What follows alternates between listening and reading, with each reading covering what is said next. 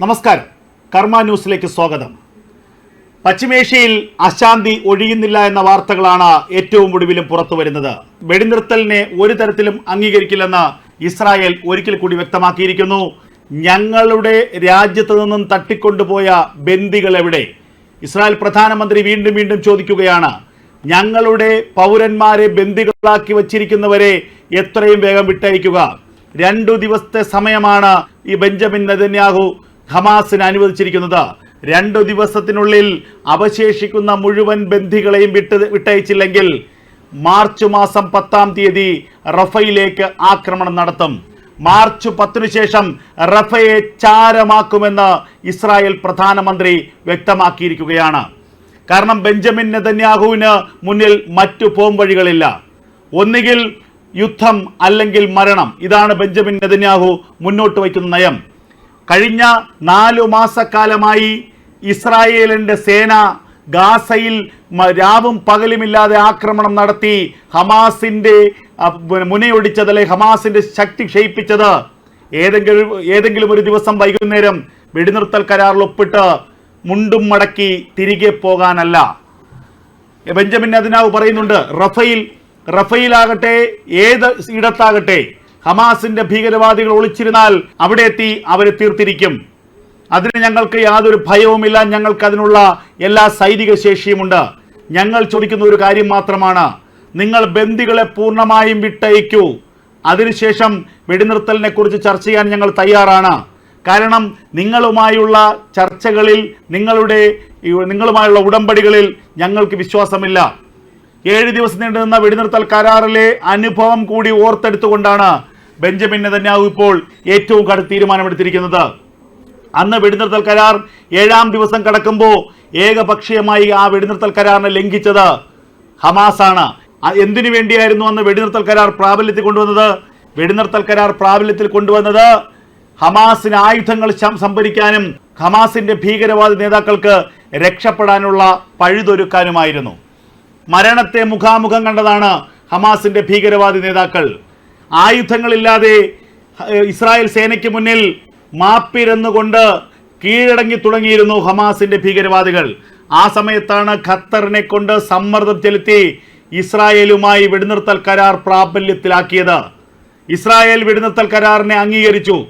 ഹമാസിന്റെ ഭീകരവാദികൾ ബന്ദികളെ ഒന്നൊന്നായി വിട്ടയച്ചു. അതിനു മറുപടിയായി യുദ്ധത്തടവുകാരായി പിടികൂടിയ പാലസ്തീനികളെയും ഇസ്രായേൽ വിട്ടയച്ചു. ഒടുവിൽ ഹമാസിന്റെ ഭീകരവാദികൾ അവരുടെ തനിനിറം പുറത്തു കാട്ടി.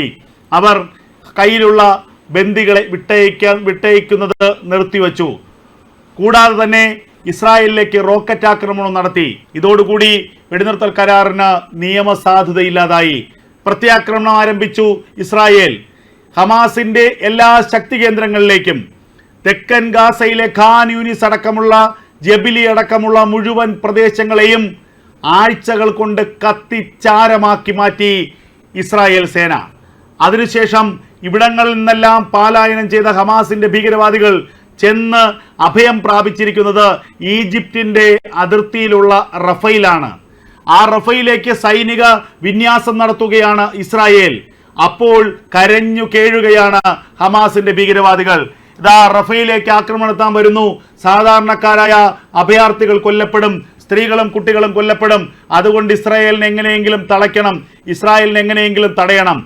അതിനുവേണ്ടി വീണ്ടും ഖത്തർ ഇടപെടുന്നു. ഖത്തറിന്റെ നേതൃത്വത്തിൽ അറബ് രാജ്യങ്ങൾ ഇടപെടുന്നു, റഷ്യ ഇടപെടുന്നു. ഒടുവിൽ അമേരിക്ക പോലും പറയുന്നു ഇസ്രായേലിനോട് റഫേൽ ആക്രമണം നടത്തരുത്. അതിന് ബെഞ്ചമിൻ നെതന്യാഹു പറയുന്ന ഒരു മറുപടിയുണ്ട്, ഞങ്ങൾ യുദ്ധം അവസാനിപ്പിക്കില്ല. ഞങ്ങൾ യുദ്ധം അവസാനിപ്പിക്കണമെങ്കിൽ അവസാനത്തെ ഹമാസിന്റെ ഭീകരൻ കൂടി കൊല്ലപ്പെടണം. ഹമാസിനെ എന്നേക്കുമായി ഉന്മൂലനം ചെയ്ത ശേഷം മാത്രമേ ഞങ്ങൾ യുദ്ധം അവസാനിപ്പിക്കുകയുള്ളൂ. അതിനു മുമ്പുള്ള എല്ലാ പ്രതിസന്ധികളും ഞങ്ങൾക്ക് പ്രശ്നമല്ല. റഫയിൽ ചിലപ്പോൾ 15 ലക്ഷത്തോളം ആളുകൾ ഉണ്ടായിരിക്കാം. യുദ്ധം ആരംഭിക്കുമ്പോൾ തന്നെ അവരിൽ ഭൂരിഭാഗവും അവിടെ നിന്ന് പലായനം ചെയ്യും. അവർക്കിനി പോകാൻ കഴിയുന്നത് ഈജിപ്തിലേക്കാണ്. എല്ലാ കാലത്തും ഹമാസിനെ പിന്തുണച്ച ഒരു രാജ്യമാണല്ലോ ഈജിപ്ത്. അങ്ങനെയെങ്കിൽ എന്തുകൊണ്ട് ഈജിപ്തിന് കുറേയേറെ അഭയാർത്ഥികളെ സ്വീകരിച്ചുകൂടാ?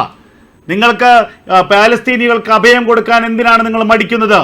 നിങ്ങൾ പാലസ്തീൻ്റെ ഏറ്റവും വലിയ മിത്രമല്ലേ? ഹമാസിന്റെ ഏറ്റവും വലിയ മിത്രമല്ലേ? അങ്ങനെയെങ്കിൽ ഈജിപ്റ്റ് എന്തുകൊണ്ട് കുറെ ഏറെ പാലസ്തീനികൾക്ക് അഭയം കൊടുക്കുന്നില്ലെന്ന് ഇസ്രായേൽ ചോദിക്കുന്നു. അതിന് ഈജിപ്തിന് മറുപടിയില്ല.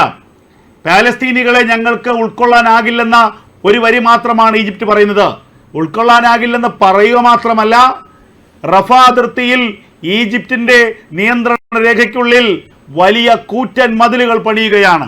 ഇനി ഒരു പാലസ്തീനി കൂടി ഞങ്ങളുടെ രാജ്യത്തേക്ക് വരരുത്, ഇനിയൊരു പാലസ്തീനി കൂടി ഞങ്ങളുടെ രാജ്യത്തേക്ക് കടന്നു കയറി അഭയാർത്ഥിയാകരുത് എന്ന് ആഗ്രഹിക്കുകയാണ് ഈജിപ്റ്റ്. അതിന് കാരണം കൂടിയുണ്ട്. കാരണം ഈ പാലസ്തീനികളിൽ കൂടി ഹമാസ് തീവ്രവാദികൾ കൂടി ചിലപ്പോൾ അഭയാർത്ഥികളായി എത്തും. പിന്നീട് വർഷങ്ങൾക്കിപ്പുറം ആ ഹമാസ് ഭീകരവാദികൾ ഈജിപ്തിനോട് യുദ്ധം ചെയ്യും. അതാണ് ഇവരുടെ സ്വഭാവം. ഇത് കൃത്യമായി അറിയുന്നവരാണ് ഈജിപ്തുകാർ. അതുകൊണ്ടാണ് ഒരു പാലസ്തീനെയും ഒരു ഹമാസിനെയും ഞങ്ങളുടെ രാജ്യത്തേക്ക് കടക്കാൻ അനുവദിക്കില്ല എന്ന് കരുതി പടുകൂറ്റൻ മതിൽ കെട്ടി ഗാസയെ ഇപ്പോൾ മാറ്റി നിർത്തുന്നത്. അപ്പോൾ ഈ അറബ് രാജ്യങ്ങൾക്കെല്ലാം തന്നെ, പശ്ചിമേഷ്യയിലെ അറബ് രാജ്യങ്ങൾക്കെല്ലാം തന്നെ ഈ ഹമാസിന്റെ സ്വഭാവത്തെക്കുറിച്ച് അറിയാം. ഹമാസിനെ പിന്തുണയ്ക്കുന്നുവെങ്കിൽ കൂടി അവരാരും രാഷ്ട്രീയ അഭയം നൽകാനോ അല്ലെങ്കിൽ അഭയം നൽകാനോ തയ്യാറാകുന്നില്ല എന്നുള്ളതാണ് യാഥാർത്ഥ്യം. ഈ സാഹചര്യത്തിലാണ് ഏറ്റവും സുപ്രധാനമായ മുന്നറിയിപ്പ്, താക്കീത്, അന്ത്യശാസനം ഹമാസിന് ഇസ്രായേൽ നൽകിയിരിക്കുന്നത്. 2 ദിവസത്തിനകം മുഴുവൻ ബന്ദികളെയും വിട്ടയച്ചില്ലെങ്കിൽ മാർച്ച് മാസം 10-ാം തീയതി റഫയിലേക്ക് കടന്നു കയറി ആക്രമണം നടത്തും. റഫയെ ആക്രമിച്ച് നശിപ്പിക്കും. അതിനെ ഏത് ലോകരാജ്യങ്ങൾ അതിനെ എതിർത്താലും ആക്രമണം നടത്തിയിരിക്കുമെന്ന് ഇസ്രായേൽ പ്രധാനമന്ത്രി ബെഞ്ചമിൻ നെതന്യാഹു പറഞ്ഞിരിക്കുന്നു. നിങ്ങൾക്ക് റഫയെ വേണമെങ്കിൽ, ഹമാസിന് അല്ലെങ്കിൽ ഗാസയ്ക്ക് റഫയെ വേണമെങ്കിൽ എത്രയും വേഗം മുഴുവൻ ബന്ദികളെയും, അവശേഷിക്കുന്ന മുഴുവൻ ബന്ദികളെയും വിട്ടയക്കുക. അതിന് 2 ദിവസത്തെ 48 മണിക്കൂറിന്റെ സാവകാശം തരികയാണ്. അല്ലാത്ത പക്ഷം എല്ലാ ഹമാസ് ഭീകരന്മാരെയും കൊന്നൊടുക്കുകയും ചെയ്യും, റഫയെ ആക്രമിച്ച് നശിപ്പിക്കുകയും ചെയ്യും. ഇത് പറയുന്നത് ബെഞ്ചമിൻ നെതന്യാഹു ആയതുകൊണ്ട് തന്നെ അത് അവാസ്തവമെന്ന് കരുതാനാകില്ല. അത് ചെയ്യുമെന്ന് പറഞ്ഞാൽ ചെയ്യുക തന്നെ ചെയ്യും.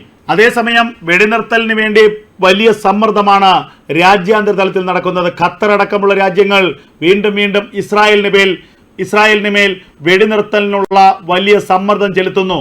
അതേസമയം ഹമാസ് ആകട്ടെ റഫയിലേക്കുള്ള ഇസ്രായേലിന്റെ ആക്രമണം ഏത് നിമിഷവും ഉണ്ടാകുമെന്ന ഭയത്തിലാണ്.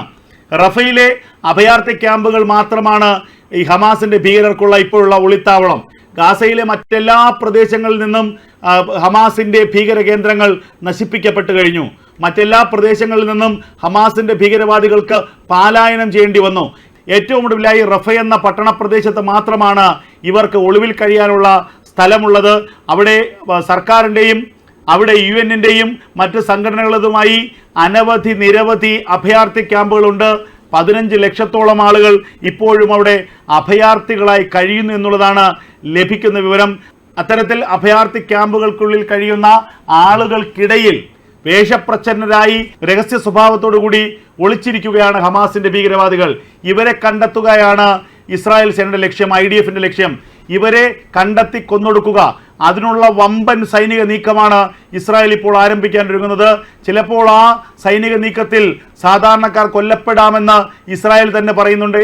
എങ്കിലും ആ മരണത്തെ അല്ലെങ്കിൽ ആ മരണം ഒഴിവാക്കാൻ വേണ്ടി ഹമാസിന്റെ ഭീകരവാദികളെ വിട്ടയക്കാനാവില്ല, ജീവനോടെ വിടാനാകില്ല. അത് ഞങ്ങൾ ഉറപ്പിച്ചെടുത്ത തീരുമാനമാണ്. അതുകൊണ്ട് എത്രയും വേഗം ഞങ്ങളുടെ ബന്ദികളെ തിരികെ തരിക. അതിനുശേഷം നമുക്ക് യുദ്ധത്തിലെ വെടിനിർത്തലിനെ കുറിച്ച് ആലോചിക്കാം. അല്ലാത്ത പക്ഷം മാർച്ച് മാസം 10-ാം തീയതി വിശുദ്ധ റമദാന്റെ വ്രതം ആരംഭിക്കുന്നത് മാർച്ച് മാസം 10-ാം തീയതിയാണ്. അതുകൊണ്ട് തന്നെ മാർച്ച് മാസം 10-ാം തീയതി ഇസ്ലാം മതവിശ്വാസികളെ സംബന്ധിച്ച് വളരെ സവിശേഷതയുള്ള ഒരു ദിവസമാണ്. അതുകൊണ്ട് അതുകൂടി മുന്നിൽ കണ്ടുകൊണ്ടാണ് ഇസ്രായേൽ പറയുന്നത്, ബന്ദികളെ വിട്ടയച്ചില്ലെങ്കിൽ മാർച്ച് 10-ന് റഫയെ ഞങ്ങൾ ചാരമാക്കും. യാതൊരു സംശയവുമില്ല.